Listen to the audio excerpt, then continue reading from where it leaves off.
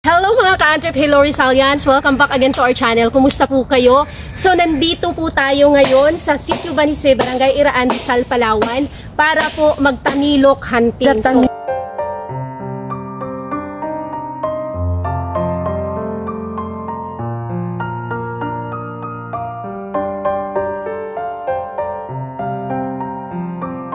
So andito na tayo, papasok na tayo ng Kabakawan. Ito yung bukana, karugtong ng kagat.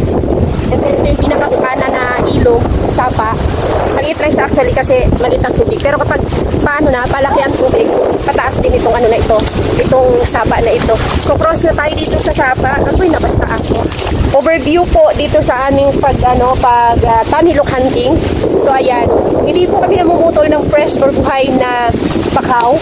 Pero ang tinitirhan po talaga ng tamilok ay yung sa mga nakababad sa tubig or yung tulad ngayon low tide. So itong binubuksan ni Bibi ay ano po yan, hindi siya ngayon naabot ng tubig pero pag high tide po nakababad yan sa tubig.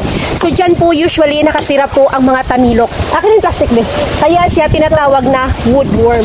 So tinatry Bibi, ayun meron siya. May laman actually, grabe ka liliit. Parang mga fetus pa lang, tingnan nyo. Fetus pa lang yan siya. Yan, that is what we call woodworm. Low tide mga ka-Antrep, mga ka-Rizalian, ang bangs ko. Kasi tuyo yung tubig. So kapag high tide, abot ito dito ng tubig. Andito yung mga lumot. So malamang mga mamayang hapon na talaga or gabi, abot dito ang tubig. Low tide siya ngayon. Kaya wala masyadong tubig. Alam nyo mga ka-Antrep, yung mayroon tayong mga kababayan na ayan na yung nagbebenta sila ng mga shells na ganito, clamshell. So dito po actually kahirap manguha ng tuway, tawag sa amin, or clamshell dito sa Bakawan or usually sa Katihan, yung mga sa putik kasi sila nakatira, di ba be?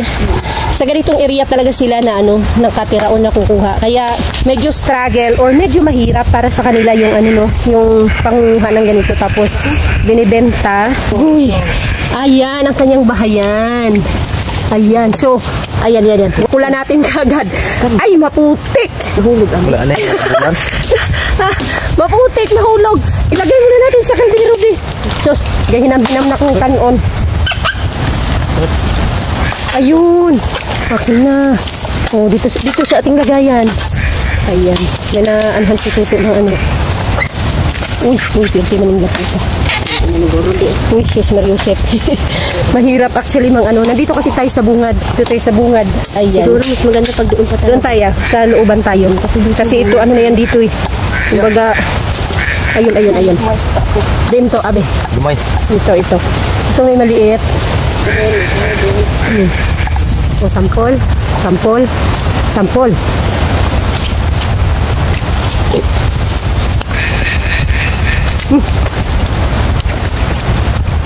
Ay putik.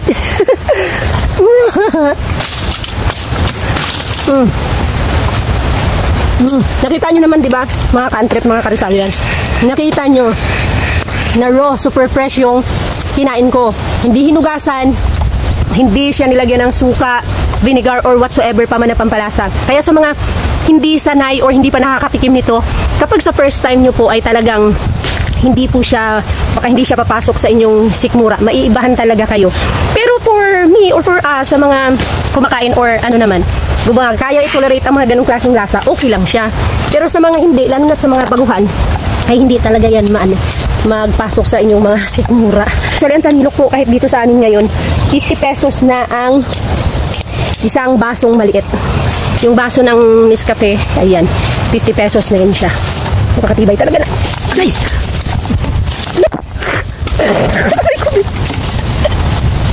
Iskat. Ang sakit ng paa ko. Ang tuhod ko. Vlog pa more. Yeah.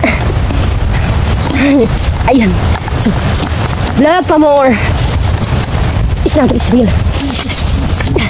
Jesus. So, wag po kayong pupunta ng tamilok hunting kung gutom kayo ha. Kasi, gugutumin kayo lalo sa pagod. Gugutumin kayo lalo sa pagod. At baka mag-decide kayong umuwi na lang ng walang tuka.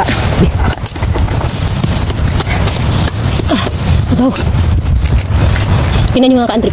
Maitim siya kasi tag-init. Tag-init na. Tag madilim. Tagdilim. Madilim. Yan. Sigurado gid na malalaki yun. Bakit nabi din natin? Ay, hindi na, no? Hindi na bakaw. Mind you lang, old po ito ha. Old na kahoy. Ayan. Nakaupo-upag po sa...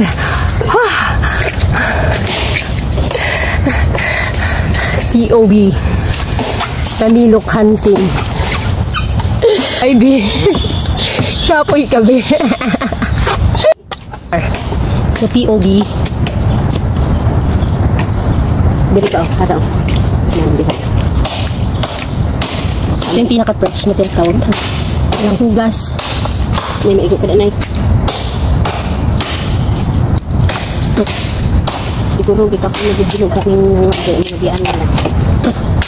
Matatapang lang ang sikmura kayang kumain ng ganito ka-fresh na tamilok. Ano, kakasa ka ba? Ang tubig niya mga ka-antrip, yung parang pinakasabaw ng ano, ng ganyan. Ayan. Actually, mga ka-antrip, manamis-namis siya. Manamis-namis. Ayan, syempre sasabihin nyo sa akin kanina na grabe ka ano. Dama kay kain ng putik. Tinagalan ko naman ng putik. Sabi ko nga matapang lang ang sikmura ang kayang kumain ng fresh tamilok na hindi hinugasan galing sa puno diretso kain. Kakasa ka ba? Yung nakatang ang sikmura ko sa tamilok kasi manamis-namis yung sabaw niya. Uy, naputol lang tamilok. Nalagput. Putol? Yung tubig niya yun, manamis-namis siya.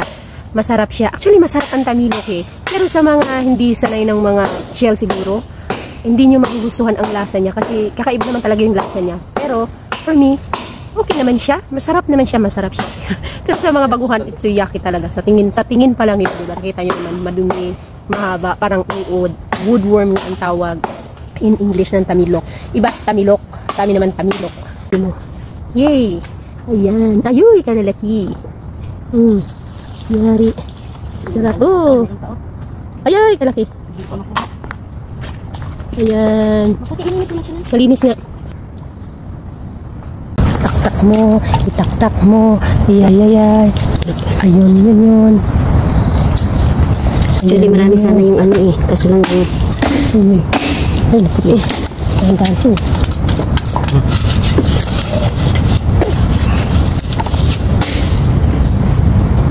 Ayan. Ang puti. Ito pa kabilaan po yan. Yan. Kita ko ba? Mukhang dami sulangan ba? Huwag ko sulangan Libre puti.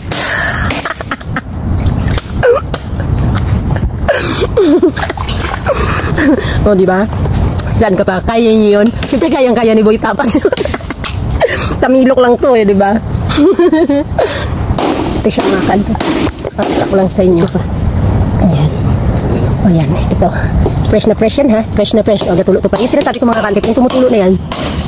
Katas niya. Ano niya, sabaw niya. Katas ng tamilok na yan. Doon galing sa bahayan niya sa kahoy. Dalasa niya is manamis-namis. Oh, fresh na fresh. Walang hugas-hugas. May ngipin pa. Siyempre, hindi ko lulunukin yung ngipin. May balik-balaan ko nito. Tulain ka malingaw.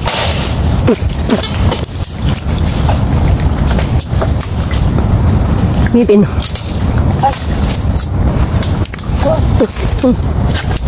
Sarap, diba? Sinuwerte na kami. Ang di umaayaw ay siyang nagwawagi. Ang nagwawagi ay di umaayaw. Muntik na kaming kapuyin kanina kag mamauli. Pero dahil dyan, mapiti. Sacrifice. Sacrifice first. Sacrifice first. Ang walang tiyaga, walang nilaga. Ang umaayaw ay di nagwawagi. Ang nagwawagi ay di umaayaw. Ang sumusuko ay di nananalo. Ang lumalaban, siya lang ang nananalo. Nalahulog ka. Bawat butil. Yan, bawat butil ng tamilok mga ka-antrip ay mahalaga. Bawat butil. Dahil sobrang hirap manguha ng tamilok. So yan ang learnings natin ngayon. Maghangyo sa ako ngayon, siguro ka pang baso, hindi ko nabaligyan. Bawat butil ng tamilok mga ka-antrip ay mahalaga. Ano yun be? Tag 50 ang baso be? Hindi ko na ibinta. Kainin ko na lang. Sus ko. Kita niyo sitwasyon ko. Ibita isa. Di ba? Sabi ko sa inyo kanina, sabi ko, kung gusto niyo kumain ng fresh tamilok, may experience ang manamilok hunting. Umorder na lang kayo kasi grabe kahirap ang kumuha. Sa 50 pesos, ayan, patong kay lugi. Dahil ito nga sa amin, kahit ibenta to sa inyo ng 50 per paso, hindi namin to ibibenta. Kahit 100 pa, hindi ko ibenta. Kaya ang kaputik naman. Ang sarap kaya. Diba? Diba? Secret lang namin to. Ano Secret lang namin. Baka may pumuntang iba. Pagbalik namin, wala na. At saka patay po yung kahoy ha. Ayan, kung nakikita nyo. Patay po yung kahoy na yan. Kasi hindi man yun, hindi po mabuhay ang tamilok sa, yung mga buhay. Patayan siya dyan sa mga na. Yung mga, na ba, yan, dapat pabulok na siya. Kasi pag pabulok na, yan, kaya na nilang kainin yan. Kaya na nilang gumawa ng hole para makapasok sa na yan, sa kahoy na yan. And it takes a lot of years bago yan mabulok. Ayan ang kahaba. Hindi natin imo. So ayun mga ka-antrip, may nakuhang bagong-bago lang, so medyo mas malaki yung maipapakita ko sa inyo, pero syempre fresh na fresh pa rin. So ito yung ngipin ng tamilok po, ito yung pinakangipin niya na tinatawag. Ito yung sumusuot dito sa mga puno, kaya siya nakakapasok, at ito yung mga nanghihingain. So ganito siya usually kahaba. Ayan, mahaba yan siya, o yung iba mas mahaba pa. So ang kulay po nito ay may puti at may itim. So meaning ito pong itim na yan, part na yan, ay kinain niya po yan. Putik, made of putik. Pakita mo be. Putik, at the same time, ano yan, yung sa, ha? Ay, pakita mo, pakita mo. Ayun. Yan. So ito mga ka-antrip, ay pwede mo siyang kainin. Pwede mo kainin ng putik, pero, yake, medyo asin putik yan siya. Pwede mo rin hugasan, tanggalin ang putik ganon, para medyo malinis din siya. Wala ng putik. So ito ay fresh po talaga to ha. Hindi natin hinugasan, fresh from the pinagkunan. So titikman ko na para malaman nyo yung lasa ng fresh tamilok. Yay, tanggalin ko na yung putik.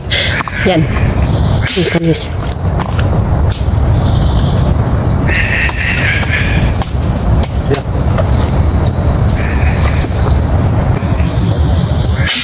Kanis.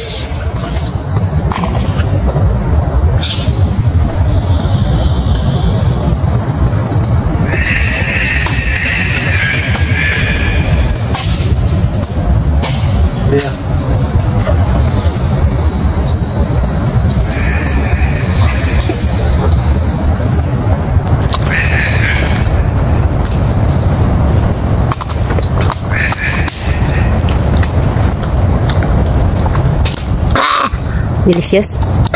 Yummy, delicious, full of vitamins and minerals, beta-carotene, full of iron, nuts. Ang lasa niya po ay may kunting alat, hindi siya maalat. Basta't may lasa siya ng alat, lasa siya ng shell, basta't lasa siyang parang yamang dagat, ganun po yung lasa niya.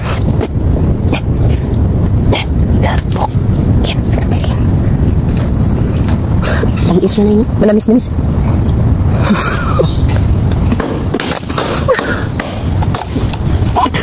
Wala po. Hindi po ito putik. Nakagaya nito. Putik ito na kinain ng tamilok. Yung sa loob ng tamilok. Kinain niya. So ayan mga ka-antre, tapos na po kami magtamilok hunting. Salamat kay Toto na nagtiyaga talagang mag-open ng mga ng mga kahoy na pinagkunan namin ng tamilok, at si Bibi na nagkabaon-baon na para lang sa aming pagtatamilok hunting. So ito po yung nakuha namin. Ayan. Yung tubig na yan po, sabaw po yan ng tamilok na, di ba, every time na kinukuha namin, pinatanggal doon sa pinanggalingan niya, may sabaw siya. So sabaw niya po yan. Tapos yung parang itim, yan po yung kanyang kinain. Ayan, kung nakikita nyo ganyan. So sa mga gustong ma-experience ng tamilok hunting, umorder na lang po kayo dahil mahirap po, maraming lamok at mahirap manguha ng tamilok. Umorder na lang kayo sa mga restaurant doon. Pero kung gusto niyo ng raw, ayan, try nyo. Dito lang po yan sa Palawan, sa all over Palawan, Southern Palawan, basta may mangrove, mayroon yan tamilok. But reminder po na bawal po pumutol ng ng bakhaw, ng buhay na bakhaw. So, ang tamilok po, for your information, ay sa mga patay na ng mga kahoy, kagaya niyan, na mga matagal na pong nakababad sa tubig at malambot na para kainin kagati ng tamilok na kanilang pagtitirhan. So, yun lang. Sana nag-enjoy kayo sa aming tamilok hunting. Bye-bye!